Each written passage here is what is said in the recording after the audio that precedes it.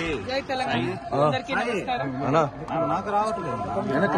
నేను గత 4 సంవత్సరాలుగా పడుతున్నటువంటి మనోవేదన ఆ స్వామివారి దయ వల్ల మరి కంప్లీట్ గా నేను ఏదైతే చెప్తూ వచ్చాను, సత్యం నా వైపు ఉంది, న్యాయం నా వైపు ఉంది, భగవంతుడు నా వైపు ఉన్నాడని చెప్తూ వచ్చాను. అదే నిజమని రుజువు చేస్తూ కంప్లీట్ గా కోర్టులో మరి క్లీన్ చీట్ రావడంతో స్వామివారికి కాలినడకన వచ్చి మొక్కు చెల్లించుకుంటానని అనుకున్నాను. దానికోసం ఇవాళ ఇక్కడికి రావడం జరిగింది. నిన్న కాలినడకన కొండకెక్కి ఈరోజు పొద్దున్నే స్వామివారి దర్శనం చేసుకోవడం జరిగింది. మరి అదేవిధంగా రాబోయే రోజులలో తెలంగాణ రాష్ట్రంలో తెలంగాణ ప్రజల పక్షాన తెలంగాణ ఇంటి పార్టీగా పనిచేయడానికి ఫ్యూచర్లో పొలిటికల్ పార్టీని కూడా పెట్టబోతా ఉన్నాను.